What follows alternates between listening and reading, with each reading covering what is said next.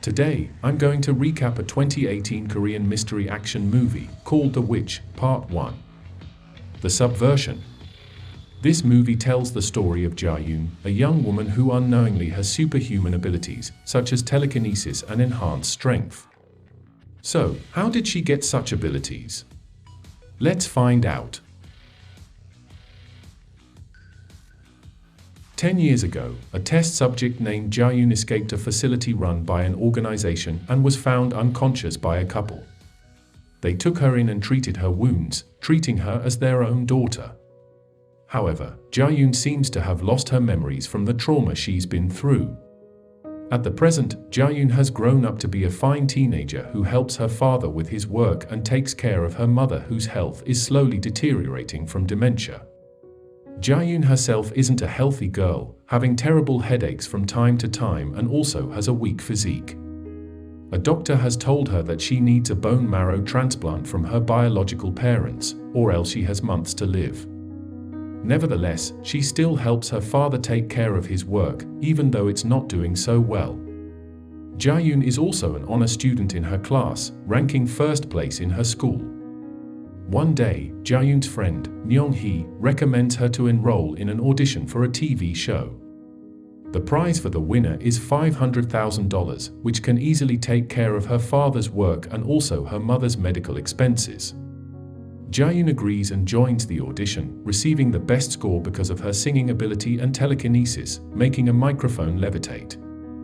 Her parents see her performance and are worried that she will attract a lot of attention. The bad kind. Ja-yoon tells them that she'll be okay and calls it a day. The next day, Ja-yoon and Myung-hee rush over to catch the train to Seoul because the TV show called them for a sudden live broadcast. They barely manage to board the train in time and take their seats.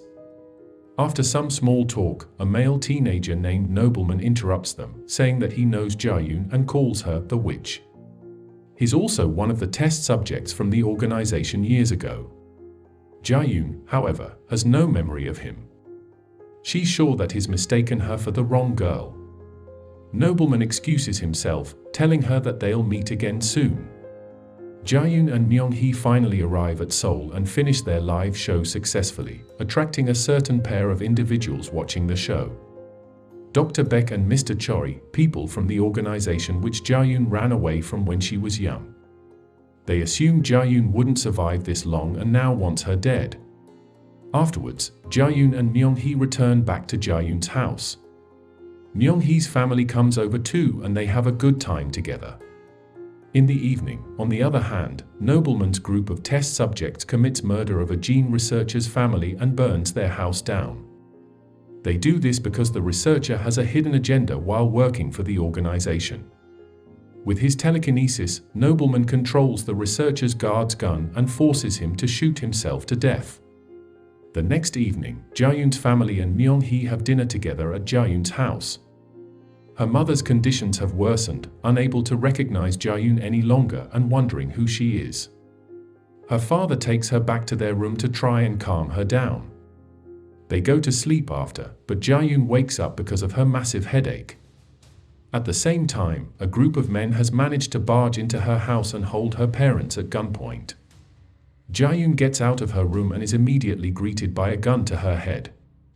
Her friend is also held with a knife pointing at her neck. The leader taunts Ja-yoon and calls her Little Witch, but Ja-yoon is still clueless. Then, as if entering a trance, Ja-yoon quickly dispatches the group of men with superhuman strength and speed. She snatches a man's gun and shoots every single lackey on the head with pinpoint precision. Afterwards, Ja-yoon shoves the leader to the wall and grabs him by the neck. Another few punches to his face, and she tops it off with a bullet to his head, finishing him off. Ja-yoon's bloodbath is done and she's come back to her senses, but her friend is now scared of her, keeping a distance between them. Suddenly, Nobleman appears, applauding Ja-yoon for what she has done. It looks like the witch is back to her old self. However, Ja-yoon is still clueless after her trance, not knowing how she even did that. Nobleman has knocked out her family, but promises to not kill them and also help her get her memories back, as long as she comes with his group. Ja-yoon accepts his offer, parting ways with her friend. They then drive to the facility Jia-Yun escaped from years ago. Jia-Yun is taken inside and then strapped to a chair in a room with only a guard inside. A voice calls for her, welcoming her back. The voice belongs to Dr. Beck, an expert neurologist that has genetically engineered brains in the past, including Jia-Yun's. She explains that Jia-Yun's memories must have disappeared because of the trauma she's experienced.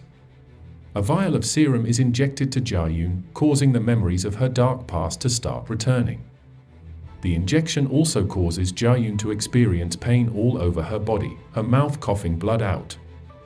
Nobleman, who's in another room watching Jia-Yun's development, senses that something is wrong. Things are going too smoothly. Dr. Beck then continues to explain that Jia-Yun is special. She is the perfection that Dr. Beck has always dreamt of. Young Jia-Yun's telekinesis could stop an arrow from piercing her head, blindfolded. She could deconstruct and reconstruct a cube. Her generation was such a success that the organization was scared of her and ordered the doctor to decommission her generation, fearing that there was no way to control them. She had heightened physicality and violent nature because of her perfectly engineered genes and also nurtured with violence, easily standing her ground alone against a pack of aggressive animals. She could learn a new language just by listening to it once. Her intelligence is on another level. Jia-Yun was a monster, outclassing the other test subjects of her generation. The second serum vial is then injected into Jia-Yun. With this, the pain stops. Dr. Beck is happy with how well this is going, but Jia-Yun wipes that smile off her face. It turns out that Jia-Yun has been planning this from the very beginning. She has never lost her memories and was merely pretending to be clueless and weak. Jia-Yun used her powers on the microphone, causing some devices on the facility to malfunction. She breaks free from her restraint, smashing the guard's head to the wall, killing him instantly. She takes the guard's pistol and aims it right at Dr. Beck, but she is protected behind the bulletproof mirror. Jia-Yun's room is then filled with gas in an attempt to contain her, but she manages to shoot the sprinklers. As the gas fades, Jia-Yun is nowhere to be seen, but a hole at the ceiling appears. Jia-Yun manages to shoot the guards through the ceiling, before dropping down right behind Dr. Beck, pointing the gun at her. Jia-Yun then starts explaining her plan, deliberately using telekinesis on live television to attract the organization's attention. She needed the serum as soon as possible, and was happy when Nobleman showed up on the train. She knew her plan worked and her sickness would be cured very soon. Jia-Yun then shoots Dr. Beck on the leg as she demands more serum vials, since a dose will only work for a month. Elsewhere, Nobleman's group is on the move to try and subdue Jia-Yun. Suddenly, Mr. Choi and his group of guards barges in the facility, gunning down one of Nobleman's lackeys. Another lackey shows off his superhuman strength, ripping a metal door out and throwing it right at the group of guards, dealing massive damage. Nobleman runs off after Jia-Yun, and Mr. Choi follows after him. Mr. Choi's group wins the fight against Nobleman's lackeys, having the upper hand in numbers. But a girl shows up, using her daggers and telekinesis to make quick work of Mr. Choi's group. She follows Nobleman and Mr. Choi after. Nobleman finally encounters Jia-Yun dragging Dr. Beck with her. He starts off with a sudden shove onto Jia-Yun, destroying the concrete wall. Jia-Yun, however, seems to feel nothing from his attack. She disappears in a blink of an eye, appearing behind Nobleman and smashing his head onto the door.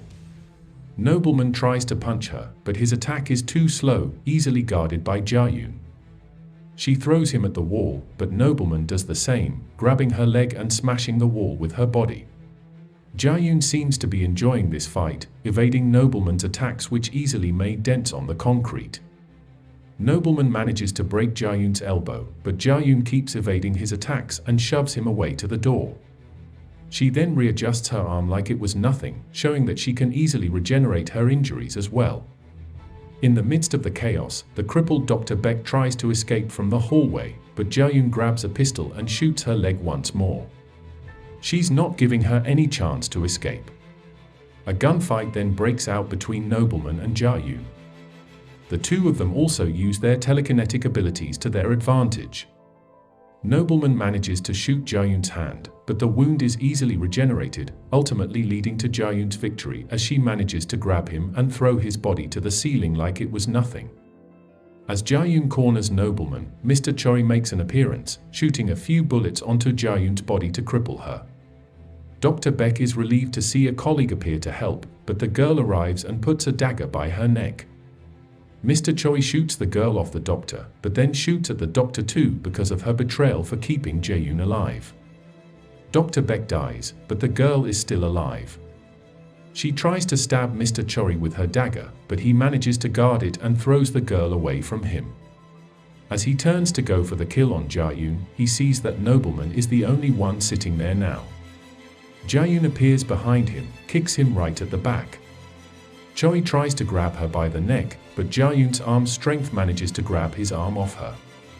Jaeyoon kicks his leg, dropping him down to his knees and cracks his neck with no hesitation.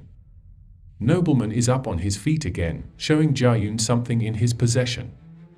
A vial of the serum.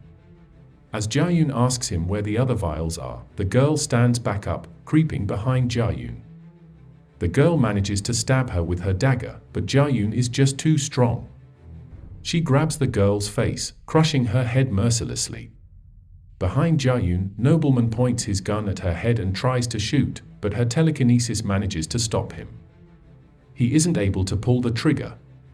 Jaeyoon breaks Nobleman's elbow and stabs his neck using the girl's dagger, ending the night of carnage with a shot to his head. After acquiring the briefcase of serum vials, Jaeyoon escapes the facility and burns the building down. In the end, Jaeyoon drives off to the hospital to see her parents. Her mother is lying unconscious on the hospital bed with her father beside her. Jaeyoon takes 2 vials and gives him the rest, telling him to inject it into her mother every month so her condition doesn't worsen. Her father then explains that he had always wished he could send her away somewhere because he was scared of her, the witch. But her mother had always stopped him, choosing to instead take care of Jaeyoon and give her love. After the somber reunion, she parts ways with her family and also says goodbye to her friend, who's in the hospital. 3 months later, Jaeyoon arrives at the home of Dr. Beck's twin sister, entering her house without any of the guards realizing that she has trespassed. She shows her a bag full of serum vials which she has managed to ransack beforehand from many facilities across the globe. Jaeyoon demands something more permanent from her. Suddenly, a mysterious young woman with scars on her face then approaches Jaeyoon, with Jaeyoon threatening to kill her if she even tries to touch her. The movie ends right after with the mystery untold. Subscribe to watch more videos like this, turn on notifications, and leave a like and comment to help the channel out. Thank you for watching, and see you next time.